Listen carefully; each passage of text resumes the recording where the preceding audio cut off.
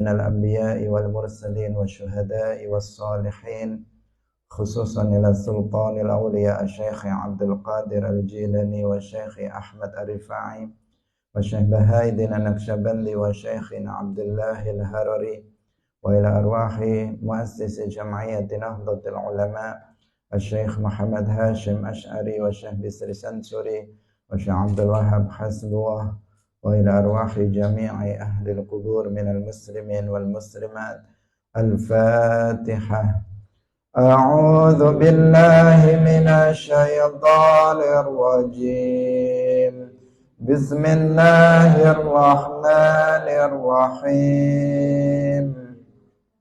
الحمد لله رب العالمين الرحمن الرحيم مالك يوم الدين إياك نعبد وإياك نستعين اهدنا الصراط المستقيم صراط الذين أنعمت عليهم غير المغضوب عليهم ولا الضالين.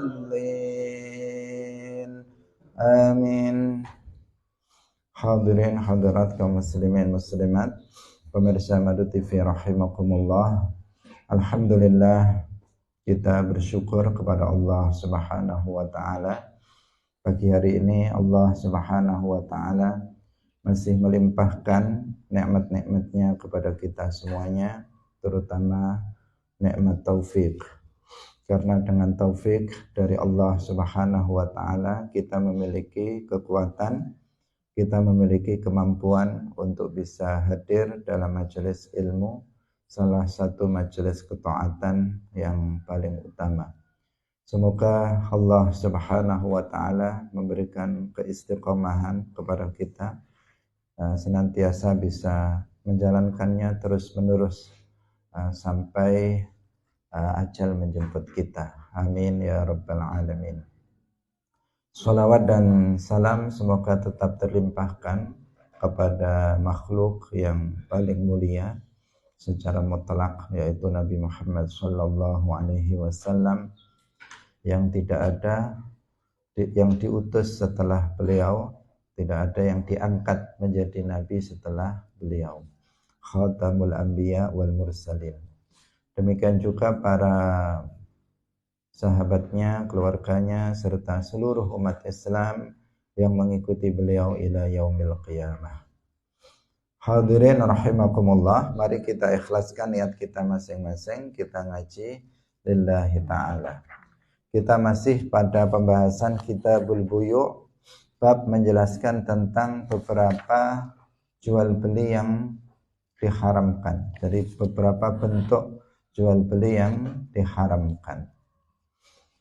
Qala al-mu'allif rahimahullahu ta'ala wa an Abi Hurairah radhiyallahu anhu qala wasdawuh sapa Rasulullah sallallahu alaihi wasallam, la talaqqawul jalabah, la talaqqaw, aja nyekat sapa sira kabeh al jalabah ing pira-pira rombongan dagang. Faman tuluqiya, faman mongko utahe sapane wong iku tuluqiya den cekat sapa man fasturiya nuli den tuku minhu sangking man fa idza ata mongko tatkalane wis teka sapa sayyiduhu sayyite utawa pemilike barang asuqa ing pasar fahuwa mongko utawi sayyiduhu iku bil khiyari kelawan khiyar. Rawahu Muslimun. Hadirin rahimakumullah, hadis ini penjelasannya sama dengan hadis sebelumnya, yaitu tentang masalah talaqi rukban. Jadi talaqi di sini talaqil jalam itu sama dengan talaqi rukban, yaitu apabila seseorang dia mencegat orang-orang para pedagang yang datang dari luar, dari kampung. Jadi mereka para penjual dagangan dari kampung yang mau pergi ke kota untuk menjual dagangannya, itu dicegat sebelum masuk ke kota, sudah dicegat, dibeli oleh mereka dengan harga yang mereka para pedagang itu tidak tahu berapa harga pasar sekarang. Mereka nggak tahu harga pasar untuk misalnya cabai sekarang berapa, nggak tahu. Berapa harga pasar untuk bawang, mereka nggak tahu. Sudah dicegat di luar untuk dibeli dengan tujuan nanti orang itu bisa menjualnya di kota dengan harga yang lebih yang dengan harga pasar, sehingga dia mendapatkan keuntungan. Dan orang tersebut, orang yang dari kampung itu, dia tidak mendapatkan keuntungan yang besar dengan disebabkan hal itu. Ini dilarang oleh Rasulullah Shallallahu Alaihi Wasallam. Nah, kemudian dikatakan di sini, kalau misalnya seseorang sudah dicegat duluan di luar, tapi kemudian pemilik barang itu masuk ke dalam pasar dan dia mengetahui harga pasar tentang barang yang tentang barang yang telah dijualnya. Oh, ternyata barang saya dibeli oleh orang tersebut dengan harga bukan harga pasar. Bukan harga pasar itu harga yang sedang yang sedang jalan di hari itu namanya harga pasar. Karena setiap hari kan berbeda-beda. Hari ini dengan hari besok harga pasar sebuah barang dagangan tertentu itu bisa berubah-ubah, bisa naik, bisa tinggi. Misalnya daging, harga daging bisa sampai 100.000, bisa sampai lebih bahkan, tetapi di suatu hari bisa sangat turun. Itu fluktuatif atau bisa berubah-ubah. Di sini biasanya dijadikan sebagai cara bagi sebagian orang untuk mendapatkan keuntungan yang sebesar-besarnya dengan memanfaatkan ketidaktahuan orang terhadap harga pasar. Maka kalau kita sebagai pedagang harus tahu harga pasar biar kita tidak mendapatkan kerugian. Harus tahu sekarang misalnya kita pedagang cabai harus tahu harga pasar hari ini.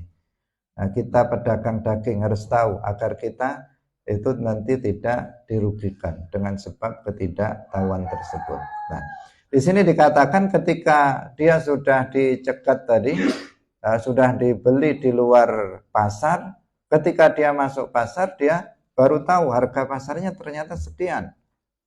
Misalnya harga pasarnya sekarang 100.000, tadi dia menjualnya 50.000. Karena kemarin memang 50.000, sekarang harga pasarnya sudah naik, dia nggak tahu, ternyata dicegat oleh orang dengan harga kemarin 50.000, yang harusnya dia bisa menjualnya 50.000. Dikatakan di sini fahuwa bil khiyar. Di sini ada khiyar bagi dia, yaitu antara membatalkan jual belinya atau dia melanjutkannya, artinya menetapkannya. Dia mengatakan ya udah nggak apa-apa, atau dia kemudian membatalkan akad jual belinya tersebut. Artinya dia memiliki hak untuk khiyar. Jadi khiyar itu nanti akan disebutkan di dalam kitab ini juga, ada bab khusus namanya babul khiyar. Ada khiyarul aib, ada khiyarul majlis, ada khiyarul syarat. Jadi khiyar itu dia bisa memilih antara melanjutkan jual belinya atau dia membatalkannya. Itu namanya khiyar. Kalau khiyar syarat dalam waktu 3 hari, dia dalam majelis itu menentukan nanti dalam 3 hari jika jika dia ingin lanjut, jika enggak, itu namanya khiyar syarat. Nanti akan dijelaskan di belakang. Atau khiyar majelis, selama seseorang itu masih di majelis itu, di tempat itu, belum berpindah dari tempat transaksi jual beli, dia masih bisa untuk membatalkan transaksi jual belinya atau melanjutkannya. Itu namanya khiyar majlis. Nah, seseorang yang tadi itu dalam bentuk yang tadi kita ceritakan, dia memiliki khiyar untuk membatalkan jual belinya atau dia menetapkannya. Itu memiliki hak untuk itu.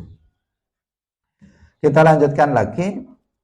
Wa anhu ay an Abi Hurairah radhiyallahu anhu qala naha was nyegah melarang sapa Rasulullah sallallahu alaihi wasallam ayyabi'ah ing yen to ngedol sapa hadirun wong kang hadir wong kang mukim wonten ana kutha libadin maring wong kang manggon atau bertempat tinggal di pelosok kampung badia. Wala tanajasyu lan aja nglakoni najas sapa sira kabeh, wala yabi'u lan ora ngedol sapa rajul wong lanang ala bai'i akhi ing atase dodolane dulur lanange rajul. Wala yakhtubu lan ora wala yakhtibu lan ora ngelamar sapa rajul ala khitbati akhihi ing atase lamarane dulur lanange rajul. Wala tasalu lan ora njaluk sapa almar'atu wong wadon talaqa ukhtiha ing talake dulur wadone almar'ah litakfa'a supaya memenuhi sapa almar'ah ma ing barang fi inaiha ing dalem wadahi mar'ah. Muttafaqun alaihi. Wali muslimin la yasum ojo nawar sapa al muslimu wong Islam ala saumi akhihi ing atase tawarane dulur lanange al muslimi kang muslim. Hadirin rahimakumullah, di sini ada beberapa larangan dari Rasulullah Shallallahu Alaihi Wasallam. Yang dua sudah kita jelaskan dalam hadis sebelumnya, yaitu masalah sama yang seperti kemarin, yaitu talak rukban, yaitu ayyabi ahadirun libadin. Nah, yang kemarin juga sudah kita sebut itu la yabi uhadirun libadin dalam hadis yang kita baca kemarin. Kemudian juga najis juga sudah kita terangkan, yaitu apabila seseorang memasang orang untuk menaikkan harga. Nah, misalnya dalam jual beli lelang, kemudian sengaja dia nyuruh orang, kamu nanti kalau ada orang bilang sekian kamu naikkan. Nah, padahal dia tidak bertujuan untuk membeli, hanya untuk menaikkan harga agar penjual itu mendapatkan keuntungan yang sangat besar. Ini namanya najis. Itu sudah kita jelaskan juga dalam pertemuan sebelumnya. Nah, yang belum adalah wala yabi'ur rajulu ala bai'i akhihi. Wala yabi'ur rajulu ala bai'i akhihi. Dan seorang laki-laki hendaknya dia tidak, janganlah dia itu menjual atas jualan saudaranya. Nah, maksudnya bagaimana?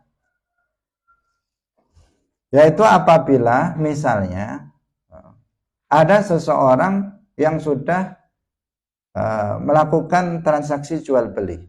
Jadi sudah sepakat, keduanya sudah bersepakat melakukan transaksi jual beli. Misalnya jual beli HP, misalnya kita contohkan ada dua orang, si A sama si B sudah melakukan akad jual beli. Saya jual, saya beli dengan harga sudah disepakati, udah.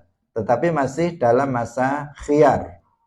Dalam masa khiyar, apakah khiyar majelis atau khiyar syarat? Dia masih dalam masa khiyar. Nah, masa khiyar artinya masa dia boleh untuk membatalkan atau dia menetapkan jual belinya itu. Jual belinya sudah terlaksana, transaksi jual belinya sudah terlaksana. Tetapi ini masih ada khiyar, baik bagi pembeli atau penjual. Pembelinya masih bisa membatalkan membeli barang itu, penjualnya juga masih punya hak untuk membatalkan untuk menjual barang tersebut. Nah, ini. Nah, kemudian datang orang ketiga. Nah, datang orang ketiga. Orang ketiga ini bilang kepada si pembeli, udah batalkan aja, beli HP saya aja, mereknya sama, harganya lebih murah. Harganya lebih murah. Akhirnya apa? Akhirnya pembeli itu membatalkan pembeliannya terhadap HP si A gara-gara ada orang ketiga yang menawarkan dengan merek yang sama tetapi harganya lebih murah. Nah, ini haram hukumnya karena akan menyakitkan si penjual. Dia sudah senang nih, hatinya sudah berbunga-bunga karena apa? HP-nya sudah terjual. Tapi ternyata gagal gara-gara ada orang yang ketiga yang yang memprovokasi si A untuk membatalkan pembeliannya. Atau yang dibilang adalah si B. Si B yang jualan. Si orang ketiga ini bilang sama yang jualan, batalkan aja, jangan dijual sama dia. Biar saya yang beli dengan harga yang lebih mahal.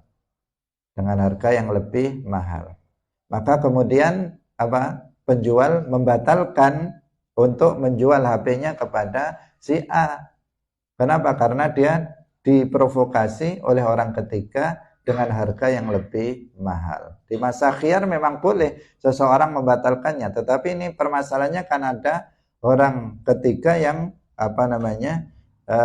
perbuatan yang haram itu perbuatan orang ketiga ini, bukan membatalkannya. Kalau membatalkannya itu kan memang keduanya masih dalam masa khiyar.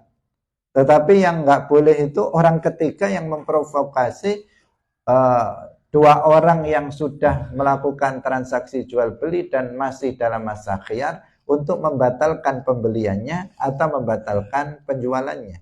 Ini yang diharamkan, yang dilarang oleh Rasulullah Shallallahu Alaihi Wasallam. Ini yang disebut dengan wala yabi'u ar-rajulu ala bai'i akhihi. Bisa difaham ya. Wala yakhtibu, atau dalam riwayat Muslim itu la yasumi, sebelum ke tema yang lain, wala yasumil muslimu ala saumi akhihil muslim. Nah, transaksi akad jual belinya belum terjadi, tapi masih tawar menawar dan sudah ada kesepakatan harga, tapi belum melakukan transaksi. Sudah sepakat, misalnya si A sama si B, si A ini saya beli misalnya HP ini seharga 2 juta. Kemudian ya udah si penjual juga mengatakan ya udah saya sepakat 2 juta. Masih belum melakukan saya jual dan saya beli, ada orang ketiga datang, misalnya ngomong kepada si pembeli, nggak usah, punya saya tuh sama HP-nya, harganya saya jual lebih murah. Akhirnya nggak jadi. Atau sebaliknya ngomong kepada penjual, jangan dijual ke dia, saya mau harga dengan lebih mahal. Akhirnya nggak jadi. Bedanya apa? Kalau yang pertama tadi itu memang sudah terjadi akad jual beli, hanya saja masih dalam masa khiyar. Nah, sementara yang kedua ini akad jual belinya belum terjadi, tetapi sudah ada kesepakatan harga di antara kedua belah pihak, antara si A dan si B dalam contoh yang kita berikan. Nah, ini yang riwayat Muslim, la yasumil muslimu ala saumi akhihil muslim. Yang selanjutnya wala yakhtibu ala khidbati akhih. Ada juga yang membaca wala yakhtubu ala khidbati akhih, yaitu meminang pinangan saudaranya. Nah, sesama muslim sudah dipinang, kemudian dia nyerobot pinangan orang lain. Misalnya si A itu sudah melamar si B, sudah dilamar.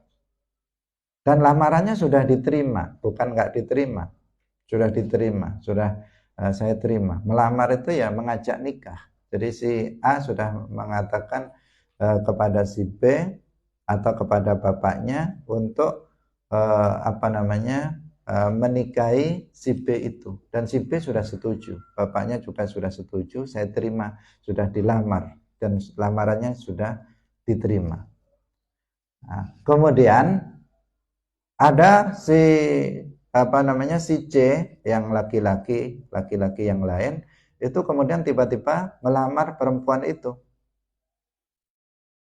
Dia lebih kaya lagi, lebih kaya, lebih tampan, pokoknya lebih dari yang lain, lebih dari si A.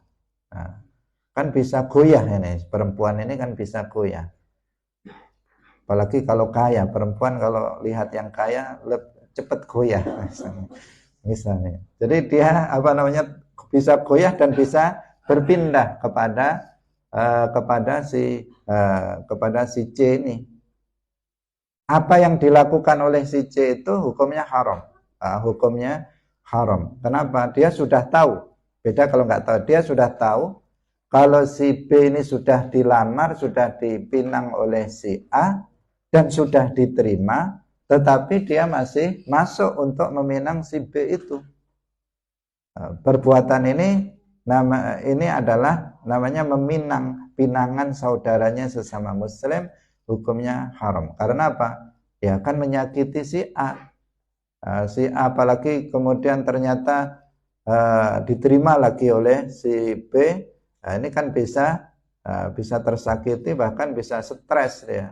Bahkan bisa gila ini si A kalau nggak kuat. Karena dia sudah berbunga-bunga, sudah senang karena sudah diterima, ternyata ada orang lain masuk meminang perempuan tersebut. Nah, keharamannya ini seperti apa? Yaitu yang pertama, ketentuannya apabila pinangan yang pertama itu sudah diterima. Tapi kalau belum diterima, sudah melakukannya tapi belum diterima, masih saya pikir-pikir dulu lah misalnya, atau ditolak halus misalnya, saya misalnya masih mau sekolah misalnya, atau saya masih belum pengen nikah, itu kan sebenarnya nolak secara halus. Secara halus alasannya belum mau pengen nikah, padahal dilihat ya udah nggak sekolah, nggak ngapa-ngapain, tapi kok nggak pengen nikah, berarti dia nolak secara halus. Kemudian si C masuk melamar dia, itu boleh. Kenapa? Karena belum diterima, lamaran dari si A itu belum diterima. Haram apabila sudah diterima kemudian dia tetap masuk, itu yang diharamkan. Kemudian yang kedua, haramnya itu apabila tidak ada izin dari peminang yang pertama. Kalau peminang yang pertama itu memberikan izin, misalnya dia mengatakan silahkan kamu masuk aja, saya sudah ada yang lain misalnya yang mau saya pinang, kamu masuk saja, maka nggak apa-apa. Maksudnya kamu pinang dia, nggak masalah, saya beri izin karena saya sudah punya calon yang lainnya misalnya, maka itu nggak masalah karena nggak ada yang tersakiti, nggak ada yang disakiti dalam hal ini, karena yang pertama itu sudah merelakan. Ini nggak ada hubungannya dengan jual beli, tetapi kan mirip dengan tadi itu, yaitu la yabi ar-rajul ala bai'i akhi. Kalau yang ini apa? Melamar atau la yakhtub ala khidbati akhi. Hampir mirip kejadiannya, tetapi kasusnya berbeda. Yang satu dalam soal peminangan, yang satu dalam soal jual beli. Jadi yang satu sama-sama, yang dua-duanya sama-sama menyakiti orang lain. Kalau yang tadi la yabi ar-rajul ala bai'i akhi, itu menyakiti penjual atau pembeli. Sementara yang ini adalah menyakiti saudara sesama muslim. menyakiti hatinya karena ada penyerobotan. Yang depan tadi kan juga ada penyerobotan, yang ini juga ada penyerobotan yang dilakukan oleh seseorang yang bisa menyakiti orang lain. Wala tas'alul mar'atu talaqa ukhtiha litakfa'a ma fi ina'iha, muttafaqun alaih. Seorang perempuan hendaknya dia tidak boleh untuk meminta seorang laki-laki menceraikan istrinya. Menceraikan istrinya agar dia bisa dinikahi oleh laki-laki itu. Misalnya ada seorang perempuan mengatakan kepada seorang laki-laki yang sudah beristri, karena perempuan ini juga suka sama laki-laki itu, dan dia nggak mau untuk dimadu, nggak mau, pengennya dia sendiri aja dinikahi oleh laki-laki itu sendiri, sehingga nanti hartanya itu bisa untuk dia sendiri, bukan dibagi berdua. Litakfa'a ma fi ina'iha, itu maksudnya begitu. Jadi nanti nafkahnya, mabitnya biar untuk dia sendiri, bukan untuk berdua. Makanya perempuan itu kemudian mengatakan kepada laki-laki itu, ceraikan saja istri kamu itu. Istri pertamanya suruh nyeraikan, ceraikan saja. Nikahi saja saya, ceraikan istri kamu yang pertama. Tujuannya agar dia menjadi istri satu-satunya dia, kemudian dia bisa mendapatkan nafkah penuh dari suaminya, dan dia mendapatkan mabitnya juga nggak dibagi-bagi, hanya untuk dia seorang. Itu tujuannya. Maka yang seperti itu hukumnya adalah haram. Nggak boleh seorang perempuan meminta kepada seorang laki-laki untuk menceraikan istrinya. Karena apa? Karena ya jelas itu menyakitkan hati istri yang pertama. Ketika seorang perempuan diceraikan oleh suaminya, apalagi ada perempuan lain yang menyuruhnya, ini kan jadi masalah. Nah, jadi masalah bagi istri yang pertama. Yang kedua inginnya dia senang saja, dia ingin memiliki harta atau nafkah dari suaminya secara penuh, itu yang dipikirkannya. Karena itulah karena bisa menyakiti yang pertama itu yang diharamkan. Nah, kalau dia misalnya mau menikah dengan laki-laki itu, ya secara hukum boleh-boleh saja, karena seorang laki-laki boleh dia untuk menikahi 2, 3, sampai 4 secara hukum dalam hukum Islam. Tapi kalau perempuan itu minta laki-laki itu untuk menceraikan istrinya yang pertama, itu yang nggak boleh dilakukan. Apalagi ngancam-ngancam lagi misalnya, maka itu lebih tidak boleh lagi. Yang pasti di sini la tas'alul mar'atu talaqa ukhtiha. Ukhtiha di sini bisa saudaranya senasab, bisa saudaranya dalam Islam. Dalam Islam misalnya kakaknya ini adiknya suka sama suami kakaknya misalnya. Jadi adiknya suka sama suami kakaknya, itu kan sering terjadi. Sedangkan seorang laki-laki dia kan nggak boleh mempoligami adik beradik, nggak boleh. Kakak sama adiknya sama-sama dinikah, itu nggak boleh.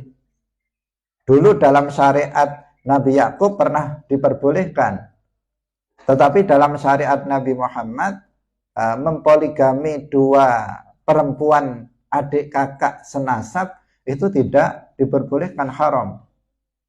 Karena itu nggak boleh. Sementara adiknya misalnya suka sama suami kakaknya, kemudian dia bilang kepada laki-laki itu, ceraikan saja kakak saya misalnya, nanti biar bisa menikah dengan saya. Nah, ini seperti itu hukumnya juga haram. Atau yang dimaksud ukhtiha, karena lafadznya di sini kan ukhtiha. Ukhtiha di sini adalah saudara sesama muslim. Jadi tidak harus dia kakak beradik, tetapi meskipun itu orang lain, suami dari laki-laki yang dia suka itu adalah orang lain, terus kemudian dia minta laki-laki itu untuk menceraikan istrinya agar dia bisa menikah dengannya dan mendapatkan nafkah penuh, maka itu juga haram. Jadi ukhtiha di sini bisa al-ukhtu fil nasab, bisa al-ukhtu fil Islam. Artinya secara umum tidak diperbolehkan praktek yang seperti itu, dan itu banyak terjadi, banyak terjadi karena ya mungkin perempuan-perempuan yang egois, dia ingin memiliki atau nafkah sepenuhnya dari suaminya tersebut dan tidak dibagi-bagi dengan yang lainnya. Wa an Abi Ayyub, kita lanjutkan. Wa an Abi Ayyub al-Ansari radhiyallahu anhu qala sami'tu was ngrungu sapa ingsun Rasulullah sallallahu alaihi wasallam yaqulu dawuh sapa Rasulullah, man utawi sapane wong iku farraqa misah sapa man baina walidatin ing dalem antarane ibu wa waladiha lan anake walidah.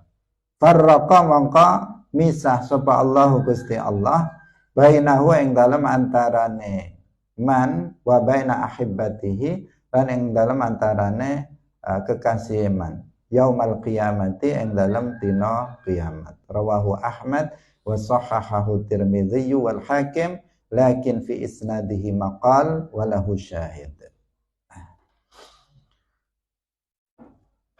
Rasulullah Shallallahu Alaihi Wasallam bersabda, barang siapa yang memisahkan antara ibu dan anaknya. Nah, ini kalau dipahami secara harfiah nggak akan ketemu. Nah, kalau kita ngaji baru kita tahu makna hadis ini.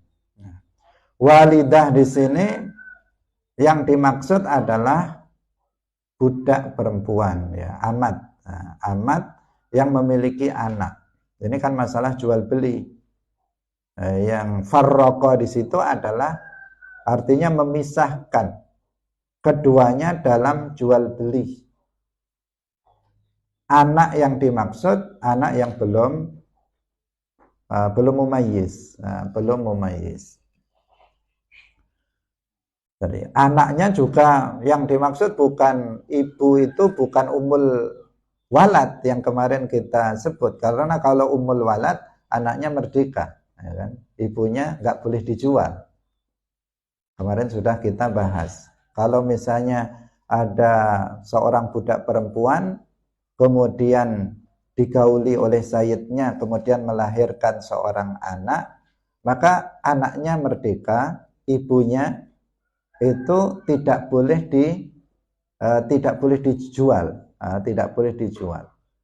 Kalau dia mau memerdekakannya, boleh memerdekakannya, tetapi dia tidak boleh untuk menjualnya. Harus sampai mati bersama dia. Itu kalau ummul aulad. Nah, itu sudah kita bahas. Sekarang masalahnya ini enggak. Dia budak perempuan, dia punya anak. Nah, bukan anak dari sayyid. Nah, tetapi dia memang punya anak, entah dari menikah dengan sesama budak, atau pokoknya dia sebelum dia beli memang hamil misalnya, kemudian dia melahirkan ketika sudah menjadi milik si sayyid ini, maka ibunya dan anaknya kan milik sayyid itu. Nah, kalau sayyid itu misalnya si A mau menjual budak ibu sama anaknya ini, maka dia harus menjual dua-duanya.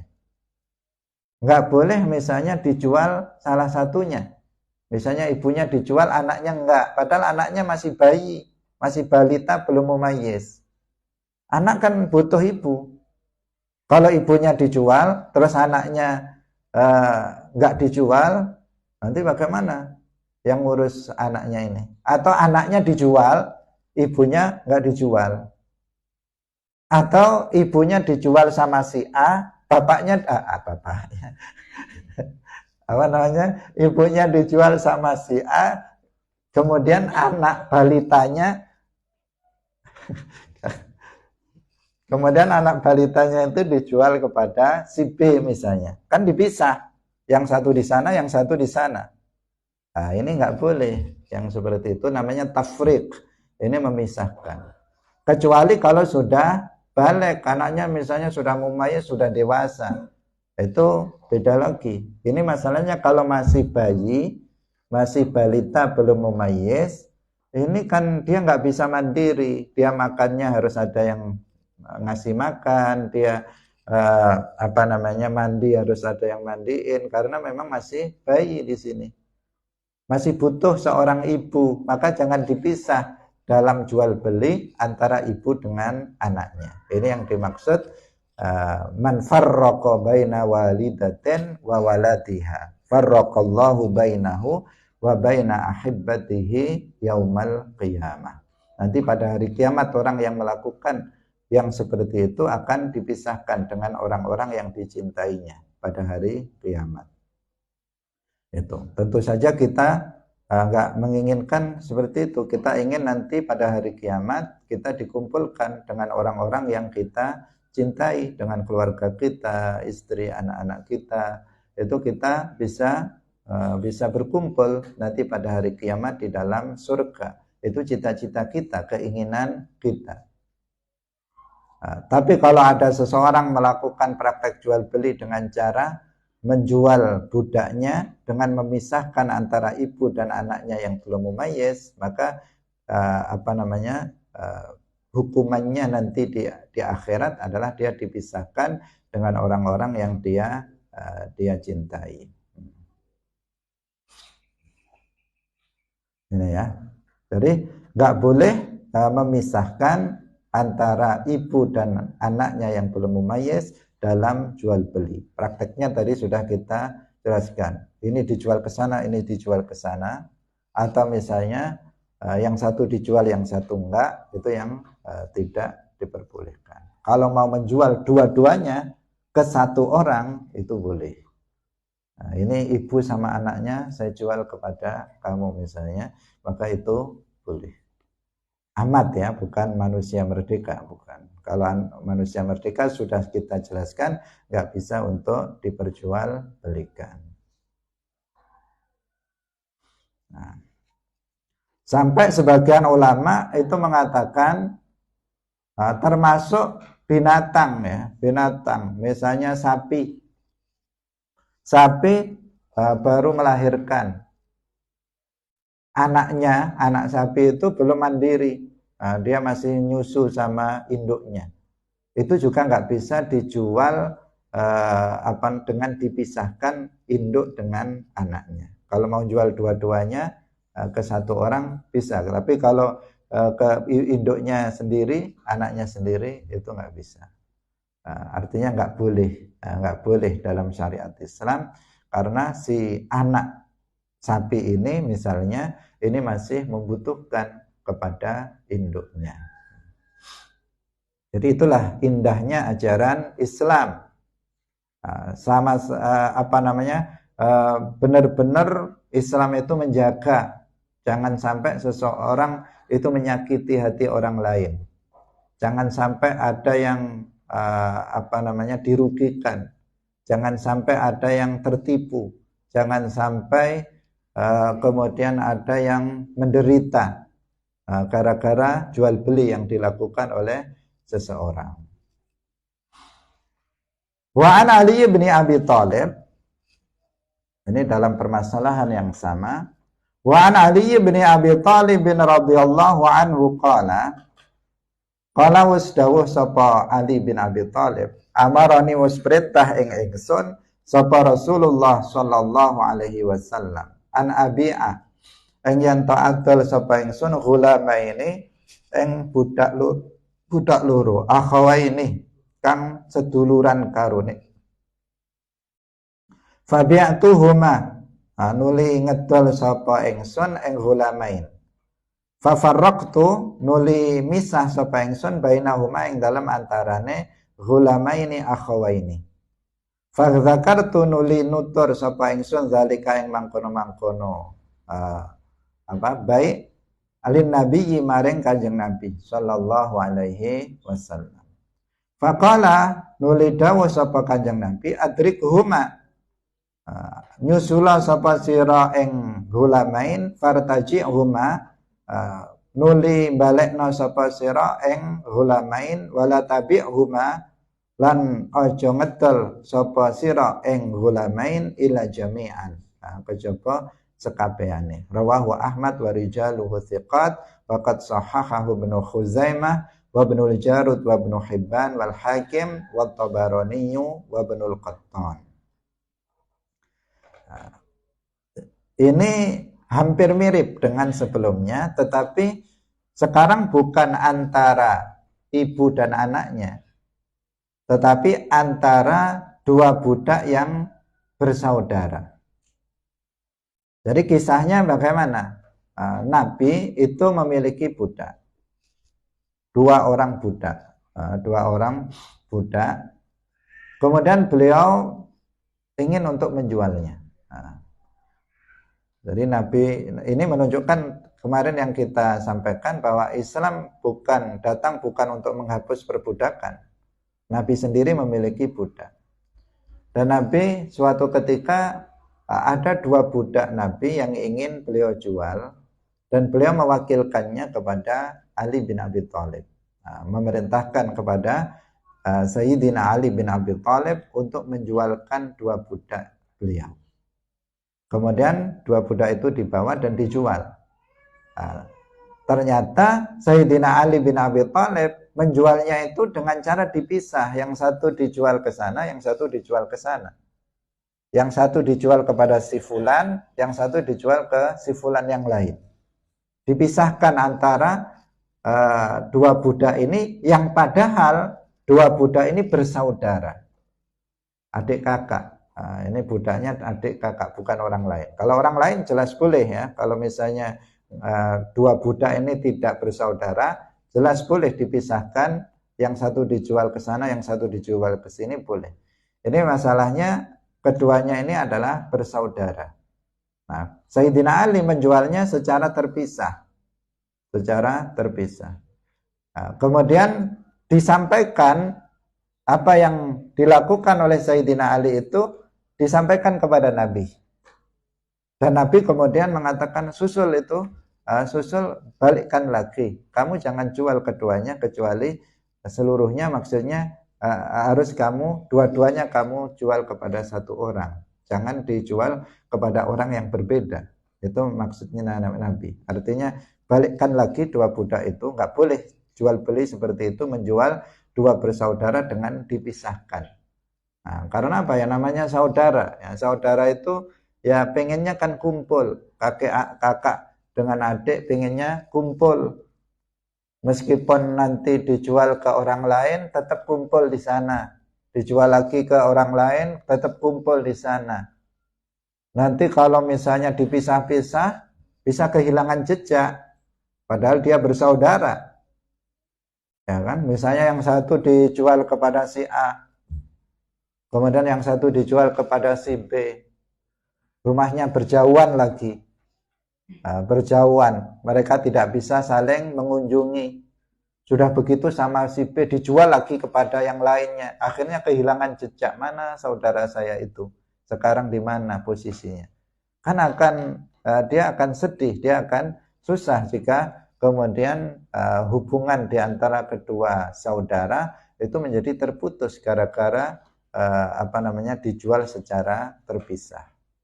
Nah, maka yang seperti ini juga hukumnya haram. Meskipun dalam masalah ini ada khilaf, tetapi berdasarkan hadis ini juga hukumnya adalah haram. Nah, menjual dua budak yang bersaudara secara terpisah itu hukumnya haram. Kalau dijual kepada satu orang yang sama, maka itu boleh. Hadirin rahimakumullah, kita lanjutkan satu hadis lagi. Wa an Anas bin Malik radhiyallahu anhu qala ghala was dilarang apa asyaru rego fil Madinati yang dalam Madinah ala ahdi Rasulillah ing atase zamane Rasulillah sallallahu alaihi wasallam. Faqala nuli ngucap sapa nasu menungso ya Rasulullah, wahai Rasulullah, wala wis larang apa asyaru rego. Semua harga-harga pada naik, semua pada mahal, barang-barang kebutuhan pada mahal. Suatu ketika terjadi itu pada masa Rasulullah. Fasair mongko nentokno rego sapa panjenengan lana maring kita. Faqala nuli dawuh sapa Rasulullah sallallahu alaihi wasallam, innallaha huwal musa'irul qabidul basitur raziqu. Innallaha satemene Allah wa ya Allah iku al musairu zat kang nentokaken rego, al qabidu al basitur raziqu, nama-nama Allah. Wa inni lan satemene ingsun la arju yakti ngarepaken sapa ingsun an alqallaha taala. Nah, ing yen to dihisab, maksudnya nanti pada hari kiamat, walaisa lan ora ana sapa ahadun wong suci minkum saking sira kabeh yatlubuni njaluk sapa sira ing ingsun bimadzlimatin kelawan kezaliman fi damin ing dalem getih darah wala malin lan ora bondo. Rawahul khamsatu ilan nasaiyu wa sahahahu Ibnu Hibban. Nah, ini tentang penetapan harga. Nah, penetapan harga. Pada masa Rasulullah dikisahkan pernah terjadi barang-barang kebutuhan itu mahal. Sehingga kemudian masyarakat itu datang kepada Nabi dan mengatakan, wahai Rasulullah, engkau saja yang menetapkan harga. Udah dipatok harganya sekian, engkau saja yang menetapkan harga. Misalnya harga ini segini, harga kurma sekian, harga anggur sekian, engkau saja wahai Rasulullah yang menetapkan harga itu. Kemudian Rasulullah menjawab, Allah yang al-musa'ir. Allah yang artinya beliau tidak berhak, Nabi tidak berhak untuk menentukan harga pasar. Tetapi Allah yang menentukan, Allah al-qabidul basitur raziqu. Allah zat yang menyampaikan rezeki kepada para hambanya. Allah yang menyempitkan, al-qabidu Allah yang menyempitkan rezeki seseorang hambanya. Al-basitu Allah yang juga yang meluaskan rezeki sebagian para hambanya. Nah, artinya rezeki Allah subhanahu wa ta'ala yang telah tentukan. Sebagian orang diberikan keluasan rezeki sehingga ketika dia berdagang mendapatkan keuntungan yang luar biasa. Sebagian orang dia juga dagang tetapi rezekinya nggak banyak. Sebagian orang itu kan kalau sudah ditakdirkan oleh Allah jadi kaya, ya, rezekinya itu luas, pas dia punya dagangan itu pas mahal. Itu kayak begitu. Ada orang-orang sini kan juga kayak begitu, para petani itu. Kalau dia memang rezekinya itu sudah ditentukan banyak oleh Allah, pas panen itu pas mahal-mahalnya. Sehingga begitu dia panen langsung jadi kaya raya dia mendadak. Kenapa? Karena dia mendapatkan keuntungan yang sangat besar. Ada sebagian orang niru-niru yang lain. Niru-niru yang lain, ini enak sekali dia ya. Tanam cabai begitu panen harganya mahal. Dia juga nanam juga. Pas panen harganya murah sekali. Sampai dijual pun nggak laku. Ada yang kayak begitu. Ya memang nasibnya, bagian dia, rizki yang telah Allah berikan ya itu yang dimaksud Allah itu Ar-Raziq, Allah Al-Qabidu, Al-Basitu. Nah, sudah semua rizki sudah ditentukan oleh Allah Subhanahu wa ta'ala, nggak sama antara satu dengan yang lainnya. Bahkan kadang sawahnya ukurannya sama, nanamnya bareng, kemudian obatnya juga sama, tapi hasil panennya beda. Nah, ini semuanya menunjukkan bahwa Allah lah yang menentukan rezeki seseorang. Nah, karena itu nggak usah kita atur-atur, keuntungannya harus segini, keuntungannya harus segini, harganya harus sekian. Allah yang menentukan itu, bukan Nabi. Nabi nggak berwenang untuk itu, membatas-batasi keuntungan seseorang untuk menentukan harga. Karena kalau menentukan harga kan berarti apa? Membatasi keuntungan orang. Nah, seseorang boleh dalam Islam, karena ada sebagian orang yang berpahaman bahwa keuntungan itu dibatasi sekian persen dari harga barang itu. Sebenarnya dalam Islam nggak ada pembatasan itu, dan dalilnya adalah ini hadis yang sedang kita baca ini. Boleh seseorang itu mengambil dalam dagangnya, mengambil keuntungan sebanyak-banyaknya. Misalnya 1000% keuntungannya, misalnya boleh. Dia beli cuman misalnya 10.000, dijual 100.000, boleh. Atau bahkan dijual 1 juta juga boleh, padahal dia belinya cuman 10.000. Seandainya mau, penjualnya mau, pembelinya juga mau. Karena al-bai'u antarobin, jual beli itu sesuai dengan keridhaan dari penjual dan pembeli tentang masalah keuntungannya. Meskipun dalam ajaran Islam yang sunnah itu adalah kita memurahkan. Kalau kita jualan itu kita murahkan. Nah, kita murahkan artinya kalau kita murahkan artinya kita mengambil keuntungan seminimal mungkin. Jangan banyak-banyak kalau ambil untung. Itu yang lebih baik, itu yang sunnah. Tetapi apabila seseorang menginginkan keuntungan yang banyak, silakan, nggak ada larangan, nggak ada larangan. Yang penting pembeli tidak dipaksa untuk membelinya.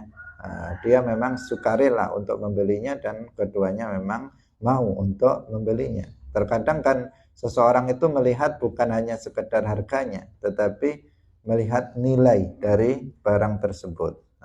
Ada hal-hal lain yang menjadikan dia karena namanya sudah suka meskipun harganya sebenarnya murah, tetapi kalau ini satu-satunya dan dia minat, maka dia kalau punya uang bisa berapapun dia beli. Ya, kalau punya uang ya, kalau nggak punya uang ya tetap masih sekedar pengen saja, nggak bisa merealisasikan apa yang diinginkan. Nah itu, jadi begitu maksudnya, karena Nabi mengatakan saya tidak ingin nanti ada orang yang terzolimi karena saya menentukan harga, ada yang terzolimi nanti di akhirat menuntut saya. Saya nggak ingin seperti itu, karena itu Nabi nggak menentukan harga. Masalah rezeki Allah yang sudah tentukan.